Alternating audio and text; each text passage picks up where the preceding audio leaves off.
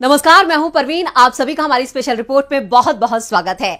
मध्य प्रदेश की 230 विधानसभा सीटों पर 17 नवंबर को मतदान हो चुका है, जिसके नतीजे 3 दिसंबर को घोषित होंगे और सभी को नतीजों का इंतजार है। लेकिन उससे पहले एमपी में इस बार सबसे ज्यादा हिंसक घटनाएं सामने आई हैं, जिसने सबकी चिंता जरूर बढ़ा दी है। साथ ही साथ इसको लेकर हंगामा भी काफी मचा है। इस बीच अब ईवीएम को लेकर धांधली के मामले पर हंगामा मच गया है। हिंसा की घटनाओं से पहले ही राज्य में बवाल मचा हुआ था। अब ईवीएम को लेकर भी कांग्रेस काफी सतर्क नजर आ रही है। मध्य प्रदेश के शिवपुरी जिले के पोहरी विधानसभा क्षेत्र में मतदान खत्म होने के बाद शुक्रवार रात को पुरानी कब्रिस्तान में 6 ईवीएम मिलने का सनसनीखेज मामला सामने आया है। कांग्रेस कार्यकर्ताओं ने 2 ईवीएम और वीवीपैट लेकर खड़ी बोलेरो को पकड़ा है। उन्होंने सेक्टर मजिस्ट्रेट पर चुनाव प्रभावित करने के आरोप भी लगाए हैं। इसके बाद हंगामा मच गया है। चलिए पहले देखते हैं हंगामे के ये वीडियो। अंदर नहीं जाएंगी,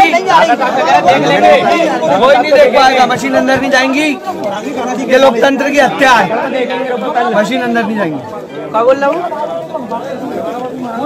कल आ रही मशीनों का नंबर देखा,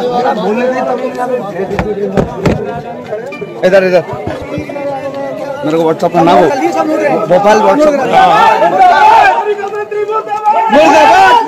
इस वीडियो को साझा करते हुए कांग्रेस के मीडिया प्रमुख के मिश्रा ने लिखा है, क्या निर्वाचन आयोग इसका संतोषप्रद जवाब देगा? शिवपुरी जिले के पोहरी विधानसभा क्षेत्र स्थित पुराने कब्रिस्तान से हमारे जाबाज पार्टी मित्रों ने 6 ईवीएम जब्त की हैं। ये मशीनें वहां कैसे पहुंची, या सरकार कब्रिस्तान जा रही है? पार्टी प्रत्याशी श्री कैलाश कुशवाहा और पार्टी मित्र कह रहे हैं कि जद्दोजहद भी कर रहे हैं, मजबूर और निकम्मे प्रशासन के पास इसका कोई जवाब नहीं है। जी हां, ये घटना शुक्रवार देर रात 10 बजे की बताई जा रही है। कांग्रेस मीडिया विभाग के प्रमुख के मिश्रा ने देर रात अपने ट्विटर हैंडल से मौके के वीडियो के साथ पोस्ट किए हैं, जिसमें उन्होंने लिखा है कि क्या निर्वाचन आयोग इसका जवाब देगा? जहां यहां पर चुनाव आयोग जो है वो सवालों में है। शिवपुरी जिले के पोहरी विधानसभा क्षेत्र में ये पूरा मामला सामने आया है, जिसको लेकर काफी हंगामा मच गया है। शिवपुरी जिले के पोहरी विधान निर्वाचन क्षेत्र स्थित पुरानी कब्रिस्तान से यहां पर उनके जो कांग्रेस के कार्यकर्ता हैं, उन्होंने ये 6 ईवीएम जब्त की हैं। ये मशीनें वहां कैसे पहुंची, या सरकार कब्रिस्तान जा रही है? इस तरह के सवाल जो है के मिश्रा ने उठाए हैं। इस घटना को लेकर मध्य प्रदेश के पूर्व मुख्यमंत्री और कांग्रेस के वरिष्ठ नेता दिग्विजय सिंह ने भी सवाल खड़े किए हैं और यहां पर डीवी लाइव से खास बातचीत में उन्होंने इस घटना का जिक्र किया है और क्या कुछ कहा है दिग्विजय सिंह ने, पहले वो सुन लेते हैं। पूरा एहतियात बढ़ता जा रहा है। अभी शिवपुरी में पोहरी क्षेत्र की ईवीएम मशीन पकड़ी गई। ये कब्रिस्तान पर एक बोलेरो खड़ी हुई थी। रात को सब लोगों ने जाके उसे पकड़ा, उसमें से ईवीएम मशीन निकली। अब ये बोलेरो कब्रिस्तान में क्या कर रहा था, क्यों वहां रखी हुई थी? एक और वीडियो वायरल हुआ है जहां एक ऑटो रिक्शा पर कम से कम 15 से 20 ओवरलोडेड ईवीएम मशीन ले जाई जा रही है।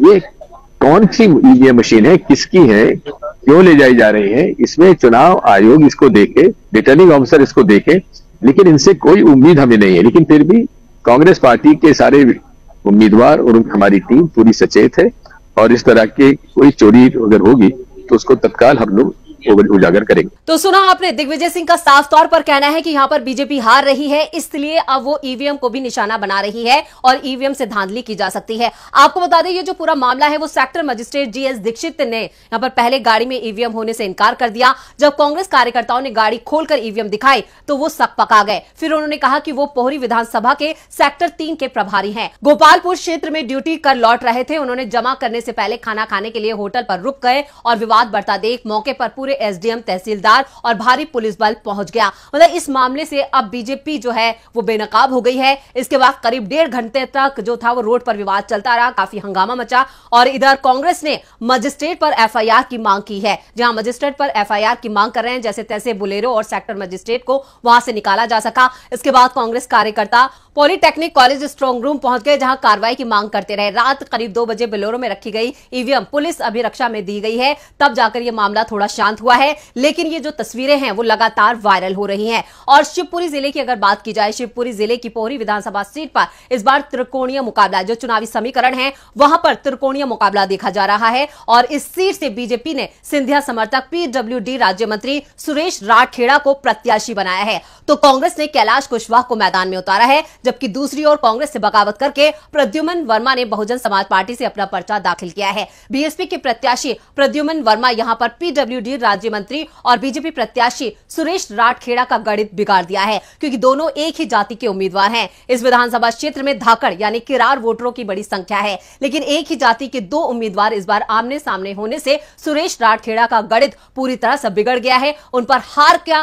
खतरा जो है वो मंडरा रहा है। इसके अलावा सुरेश राठखेड़ा साल 2018 के चुनाव में कांग्रेस के टिकट पर चुनाव लड़े थे, लेकिन बाद में वो ज्योतिरादित्य सिंधिया के साथ कांग्रेस छोड़कर बीजेपी में आ गए। पीडब्ल्यूडी राज्य मंत्री रहते हुए भी क्षेत्र में सड़कें खराब हैं, जबकि सरकुला डैम का 3 बार भूमि पूजन नेताओं के हाथों से हो चुका है, लेकिन अभी तक इस डैम पर कोई काम शुरू नहीं हुआ है। स्थानीय जनता ने इस मामले में पीडब्ल्यूडी राज्य मंत्री सुरेश धाकड़ पर विकास की अनदेखी के आरोप लगाए हैं। यानी यहां पर अगर जिस तरह से जो काम किए जाने थे वो बीजेपी प्रत्याशी की तरफ से नहीं किए गए हैं और सुरेश राठखेड़ा लोगों के निशाने पर भी हैं। साथ ही साथ लोगों ने इस क्षेत्र में रोजगार का जो है वो बड़ा मुद्दा है, रोजगार बेरोजगारी बड़ा मुद्दा है, सड़कें खराब है जिन पर कोई ध्यान नहीं दिया गया है। लोगों की माने तो बिजली पानी की समस्या भी यहां पर मौजूद है, जिस पर यहां पर जनप्रतिनिधि से कोई ध्यान नहीं दिया गया है। तो यहां पर खासतौर से बीजेपी प्रत्याशी जो है सुरेश राठखेड़ा वो मुश्किल में दिखाई दे रहे हैं। तो आपको बता दें पोहरी विधानसभा क्षेत्र में इस बार त्रिकोणीय मुकाबला है, जहां पर बीजेपी प्रत्याशी पीडब्ल्यू राज्य मंत्री सुरेश राठखेड़ा संकट में हैं, क्योंकि क्षेत्र में 40,000 धाकड़ वोटर हैं।